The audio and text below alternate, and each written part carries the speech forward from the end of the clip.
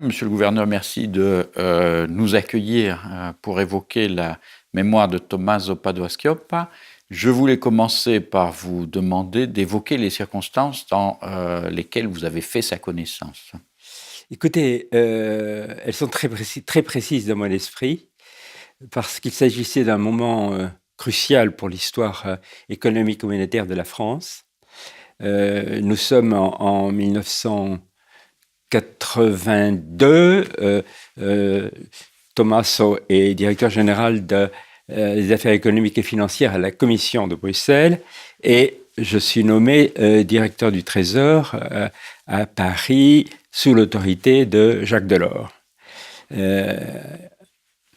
C'est à ce moment-là que nous nous sommes connus, et nous avons donc préparé ensemble et suivi ensuite la mise en œuvre de ce plan français de redressement économique, la désinflation compétitive, mais qui avait été conçu au moment de ce changement clé de parité. À ce moment-là, donc, Tommaso et moi avons coopéré et sommes devenus amis. Cette amitié, évidemment, a duré 30 ans, et jusqu'à son dernier souffle, puis-je dire, puisque la dernière grande chose à laquelle il est associé son nom et dont il a été l'initiateur, en fait, est l'initiative du Palais Royal, qui s'est écrite dans ces lieux mêmes, et j'ai la tristesse de dire qu'il est mort 8 jours après notre dernière réunion. Il a été tout à fait pénétré de ce que nous venions de faire ensemble. Mais vous vouliez que je vous parle du début de nos relations. Il est à Bruxelles, il est le grand prêtre de la coordination des politiques économiques, le grand prêtre de la surveillance sur les politiques économiques de chacun des pays de l'Union, qui s'appelait encore une communauté, si ma mémoire est bonne. Et je venais d'être élu président du comité monétaire du marché commun. Et donc, nous travaillions la main dans la main. La chose s'est corsée et n'est pas devenue moins amicale, mais est devenue plus intense lorsque, avec les difficultés de la France, j'ai eu la double casquette d'être le président du comité monétaire et de venir pieds nus et en chemise demander l'indulgence de l'Union et son soutien pendant la période du plan de redressement que nous étions en train, Jacques Delors, le gouverneur de la Banque de France et votre serviteur, de définir. Ça aurait pu très mal marcher et ça aurait pu être très difficile. C'est tout le contraire qui s'est produit, et grâce à cette extrême intelligence et à ces qualités humaines hors du commun de Tommaso, cette affaire s'est bien passée. Les difficultés étaient énormes. Ici même, où les visiteurs du soir, vous vous en souvenez peut-être, ne partageaient pas du tout l'analyse que Jacques Delors et moi-même essayions de promouvoir. À Bruxelles, où nos amis, disons, de l'Europe du Nord trouvaient qu'il faudrait que les Français ajustent un peu plus et se financent un peu moins. C'est une histoire qui continue à développer sa dialectique ces jours-ci encore. Voilà, alors voilà les circonstances initiales. Je vous ai dit au passage que les qualités humaines de Tommaso ont été tout à fait décisives dans cette affaire pour nous aider à réussir cette opération. J'ai été, dès le premier instant de mes rencontres avec Tommaso, impressionné par le fait qu'il pratiquait, sans le savoir, un vieil axiome de Malraux. Dieu sait ce sont deux personnages qui ne se ressemblent pas du tout. De fait. Le romantique révolutionnaire, lyrique, et le très calme, très réfléchi Tommaso Padoa-Schioppa. mais ils avaient un principe en commun qui était de préférer la satisfaction, la joie fine de comprendre à la satisfaction de juger. Eh bien, il y avait chez Thomas l'intelligence au point suprême, dans la mesure où elle combinait à la fois la finesse de l'analyse des situations et une sorte de cordialité dans l'intelligence. C'était ce qu'il nous fallait. Nous avions besoin à la fois d'un jugement impartial et d'une totale lucidité sur la situation de ce pays, et nous avions aussi, dans un univers qui n'aimait pas le nouveau gouvernement de la France, il faut bien le dire,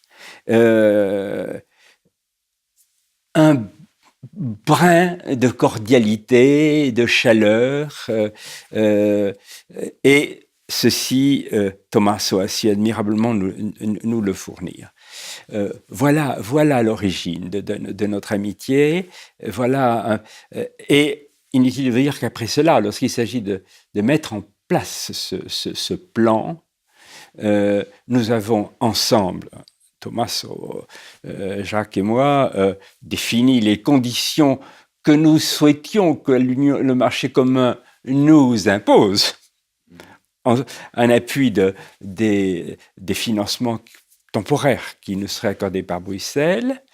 Nous avons fait ça d'un commun accord et sans la moindre difficulté, tellement ils comprenaient aussi bien que nous la situation française et l'importance qu'il y avait pour l'Europe de voir la France réussir cette désinflation compétitive. Je voulais vous demander si, à votre avis, dans cette phase particulièrement délicate du rapport de la France avec l'Europe, qui est le grand tournant de 1983, le fait que vous ayez eu en face de vous un représentant de la Commission européenne qui était originaire du sud de l'Europe avait facilité les choses ou avait influencé d'une façon ou d'une autre la perception qu'il pouvait avoir de la situation? Non, je ne dirais pas un homme du sud de l'Europe. Évidemment, il est originaire du sud de l'Europe, moi aussi. Mais ce qui était tout à fait important, c'est que nous avions là un homme qui, étant profondément d'inspiration libérale, ne croyait pas que le marché avait toujours raison. Et ne croyait pas que les problèmes de l'Europe étaient seulement des problèmes d'ajustement et de financement des pays en difficulté. Il avait admirablement compris ce que le professeur Triffin de Belgique avait expliqué 20 ans avant, à savoir que l'Europe souffrait déjà, malgré tous ses efforts de coordination interne, souffrait déjà du fait que le dilemme de Triffin, à savoir que la politique, que le monde monétaire ne peut pas être exclusivement dirigé en fonction de l'État monétaire des États-Unis. Ce point-là était très clair dans l'esprit de Tommaso et l'amenait à avoir une vision globale déjà des problèmes et non pas quelque chose de beaucoup plus limité à l'étroit domaine du champ clos européen. D'accord. Alors, par la suite, vous allez prendre le chemin de Washington, où vous prendrez la direction du Fonds monétaire international. Qu'il avait emprunté avant moi, puisqu'une grande partie de sa propre culture monétaire et financière venait du temps qu'il avait passé à Washington ou à travailler avec Washington.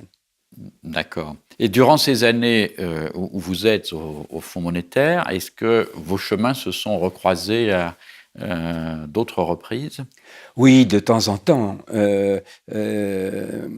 mais beaucoup moins directement. Je n'ai pas eu à négocier à proprement parler avec Tommaso, mais si ce n'est que nous échangions nos informations quand il travaillait du côté de la Berry en particulier. Ce qui, en revanche, personnellement m'a beaucoup aidé, c'est les contacts que nous avions, les échanges d'analyse auxquels nous procédions, qui pour moi était un dialogue extrêmement enrichissant parce qu'il me fournissait ce que l'Europe pouvait avoir de meilleur d'intelligence des situations économiques. Et lorsqu'on est à Washington, on est nécessairement un petit peu exilé en quelque sorte. Et donc, j'ai énormément apprécié cette possibilité de dialoguer avec lui.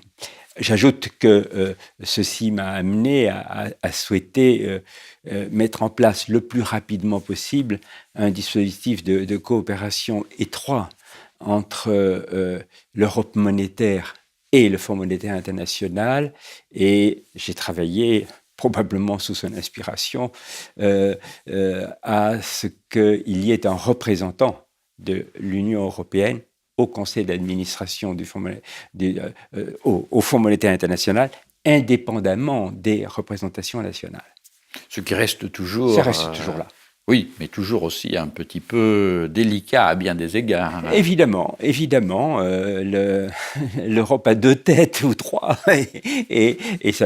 Mais quand il y a un objectif et une vision commune, ceci ne pose pas de problème.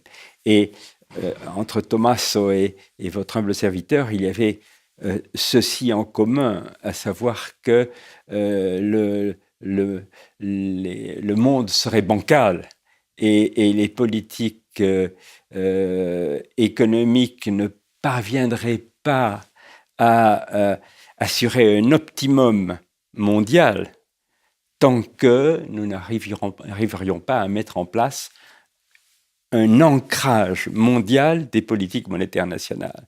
En somme, il s'agissait d'exorciser le dilemme de Triffin.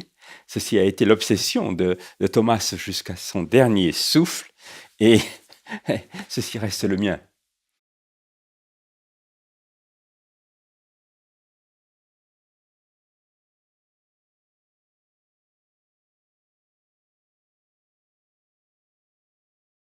Ce qui nous amène très naturellement à parler de l'initiative du Palais Royal. Donc vous avez été l'un et l'autre les artisans. Est-ce que je peux d'abord vous demander dans quelles conditions l'idée de cette initiative a germé? Écoutez, l'anecdote est un peu longue, mais comme elle va vous amuser, je ne résiste pas à vous en raconter quelques éléments. Il se trouve que le gouvernement français m'avait demandé d'organiser un groupe de travail pour préparer l'adoption par la France de la règle d'or d'équilibre des finances publiques. J'avais répondu au Premier ministre, au Président de la République, je ne me souviens plus, que j'étais d'accord pour le faire avec les principaux représentants du Parlement, rapporteurs généraux et présidents des commissions des finances du Sénat et de l'Assemblée nationale, et quelques économistes et quelques hauts fonctionnaires, mais je souhaitais qu'il y ait un représentant de l'Europe, et autant que possible le plus éminent de tous.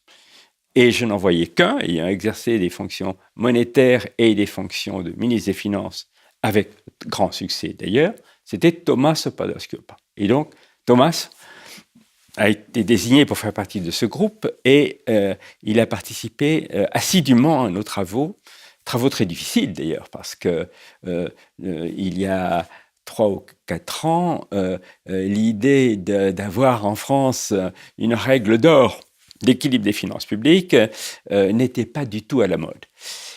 Tommaso a participé assidûment à nos travaux avec... une fois de plus, son intelligence des situations, son savoir-faire, son immense culture monétaire et économique internationale. Et il nous a énormément aidés Mais c'était très, très difficile. Et un beau jour, une belle après-midi du mois de mai, nous sommes sortis rompus l'un et l'autre de l'une de ces réunions. Et je lui ai dit, Thomas, on vient donc dîner. Et nous avons été dîner ensemble dans un petit restaurant du coin ici. Nous avons pris ma femme au passage pour que ce soit un peu détendu et pour parler d'autre chose que de la règle d'or. Puis nous avons commencé à parler. Il m'a dit qu'il venait de faire, quelque temps avant, une grande conférence à Louvain sur le fantôme du Bancor et ce qui est une manière de dire qu'il faut réouvrir les grands débats de Bretton Woods. Keynes, etc. Je l'en félicitais énormément et je lui ai dit, écoute, c'est curieux, tu as fait ça. Et il y a 3 ou 4 jours, Paul Volcker est passé à Paris, l'ancien président de la Federal Reserve de New York.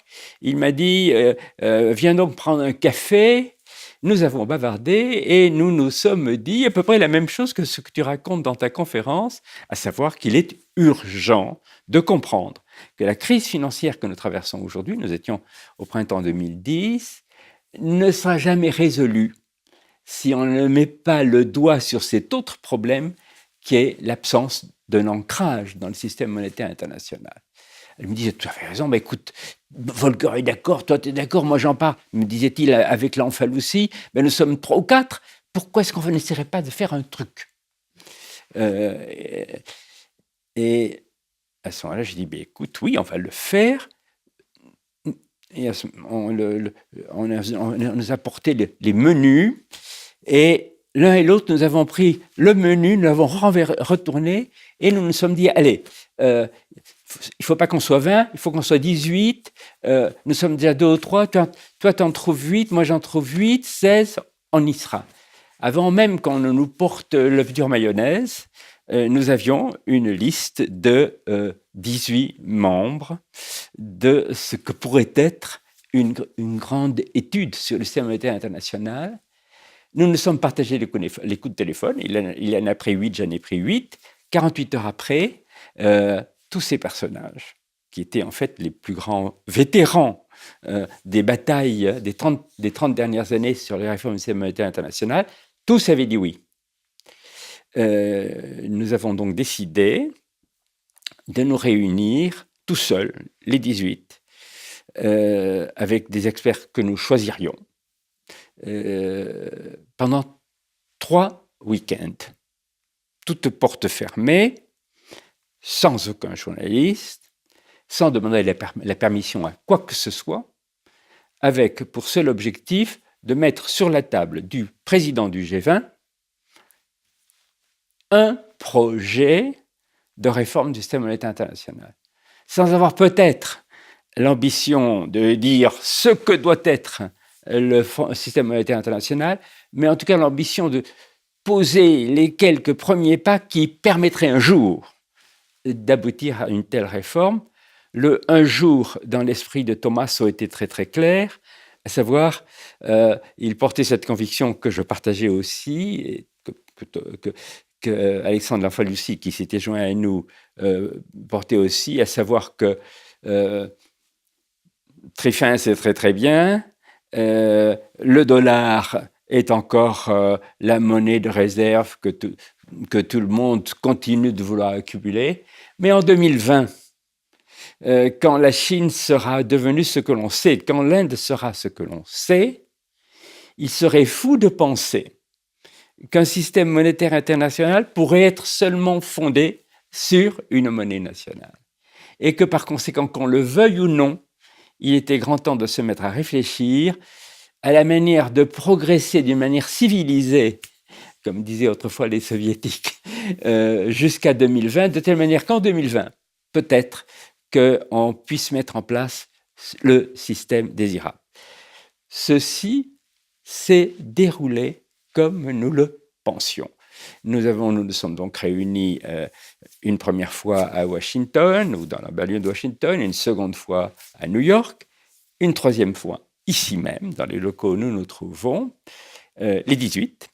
Et parmi les 18, il y avait la vice-gouverneure de la Banque, de la Banque populaire de Chine, il y avait le gouverneur d'Arabie Saoudite, il y avait évidemment Paul Volcker, il y avait soit d'anciens ministres des Finances, soit d'anciens gouverneurs de Banque centrale.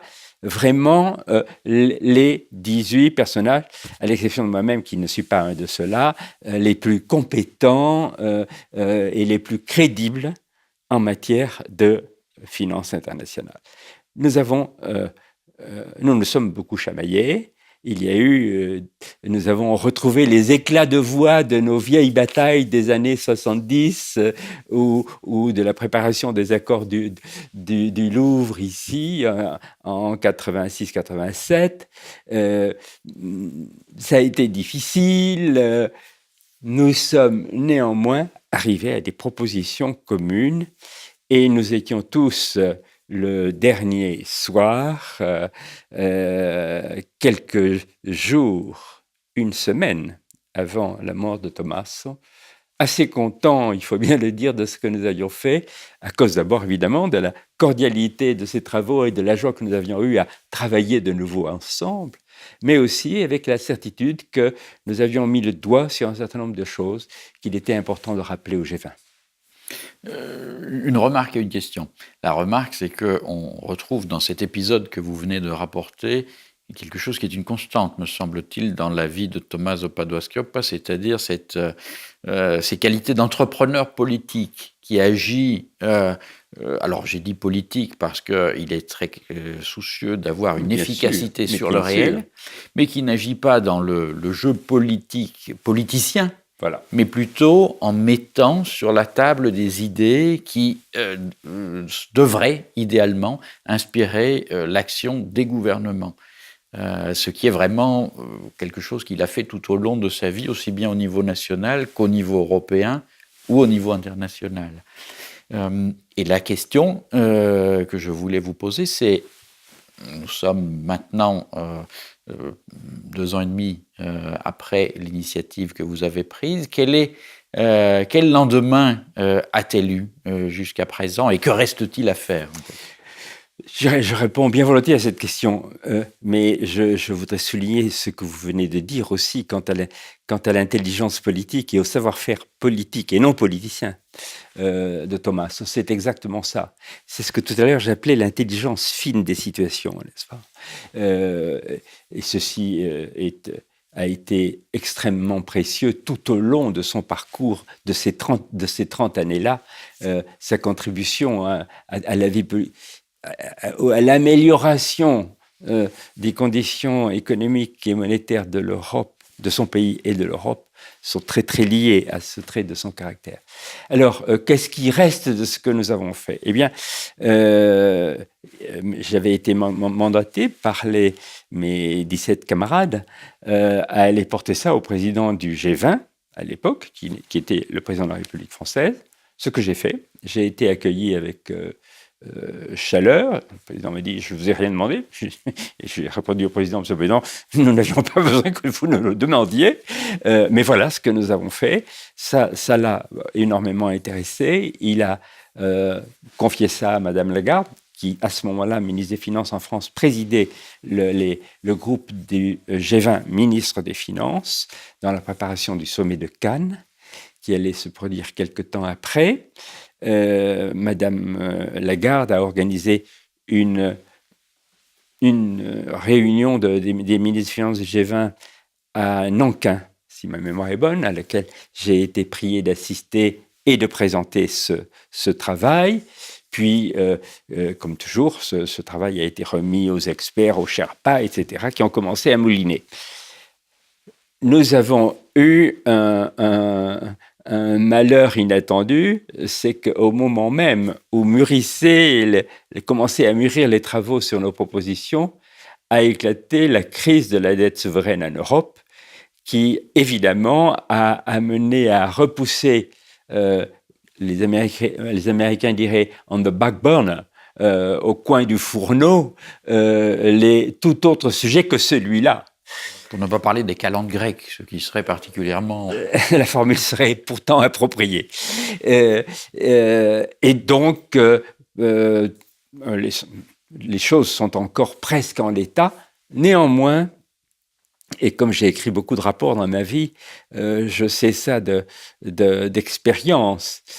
Quand les rapports aboutissent très souvent sur des étagères. Derrière moi, il doit y avoir une quantité de rapports de gens très éminents. Les rapports vont sur les étagères, mais pas les idées. Les idées, une fois lancées, circulent et elles connaissent des avatars inattendus, elles ressurgissent lorsqu'on les attend le moins.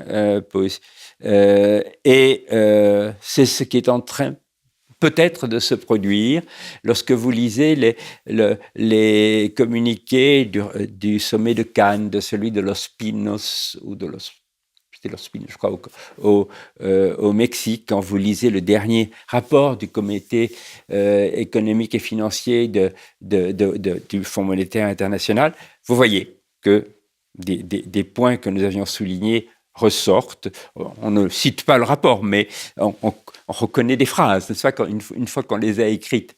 Je pense que avec la sortie de crise, l'urgence du diagnostic que nous avons porté va ressurgir, d'autant que l'évolution vers un monde multimonétaire s'accentue de jour en jour et que nous voyons les pays émergents de jour en jour montrer qu'ils ne peuvent pas s'accommoder d'un monde totalement déterminé en matière monétaire par la politique monétaire des États-Unis. La Chine, à cet égard, a évidemment un rôle essentiel. Il a été assez remarquable d'observer que quelques mois avant que nous nous lancions dans notre travaux, le gouverneur de la Banque centrale, de la People's Bank, Banque populaire de Chine, a fait à titre personnel une conférence extraordinairement travaillée dans laquelle il montre que le monde a besoin d'un instrument crédible de diversification des réserves de change et que pour cela, le droit de tirage spécial, que tout le monde avait plus ou moins oublié, géré par le Fonds monétaire international, serait, à condition d'être dûment réformé, et à condition, à mon avis, que le renminbi, la monnaie chinoise, y soit intégrée, pourrait à cet égard jouer un rôle important. Cette proposition-là nous ramène d'ailleurs à une tentative qui avait malheureusement échoué en 79-80 de création au Fonds monétaire d'un compte de substitution. Mais donc, oui, le rapport du Palais Royal, de l'initiative du Palais Royal, a été la victime collatérale de la crise de la dette souveraine en Europe, mais il bouge encore. Oui. À votre avis, quels sont les relais, les acteurs politiques qui, demain, peut-être pourraient être les artisans du changement que vous appeliez de vos voeux? Écoutez, pour qu'une réforme fondamentale du système monétaire international puisse prendre place, il faut un changement. Et en vous disant cela, je vous dis que ce n'est peut-être pas pour demain, un changement assez profond dans les analyses et les convictions du monde universitaire à ce propos. Le monde universitaire, dans ce domaine, est encore très dominé par des visions idéologiques, soit néolibérales, soit néo-keynésiennes, qui culminent dans la sphère des idées, mais qui ne semblent pas encore suffisamment animées, me semble-t-il, par le désir commun d'aboutir à une vision commune du monde universitaire à ce sujet. Je crois que la recherche doit encore faire des progrès et partir de l'idée que finalement, peut-être que le moment approche où une parole universitaire forte sur ce sujet, et non théorique, sera nécessaire. Première condition, nous n'en sommes pas là. La seconde condition, elle est de politique économique. Elle est politique, même, dirais-je. Il faut, et j'espère que nous n'aurons pas besoin d'une nouvelle crise pour cela, que les dirigeants politiques du monde se rendent compte que nous sommes dans une situation totalement insatisfaisante et qui, même après la sortie de crise actuelle, si elle se vient à se confirmer, nous laissera sous la menace d'une crise si nous ne sommes pas capables, ensemble, d'accepter une discipline commune et les instruments d'une discipline commune. Il faut que toutes les politiques monétaires du monde soient soumises. Je dis toutes, pas toutes moins une, mais toutes soient soumises à une discipline extérieure, à un ancrage monétaire extérieur.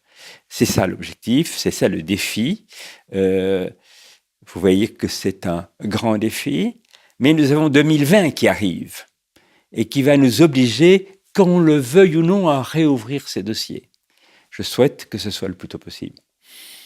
Eh bien, acceptons-en l'augure. Je vous remercie, Monsieur le Gouverneur.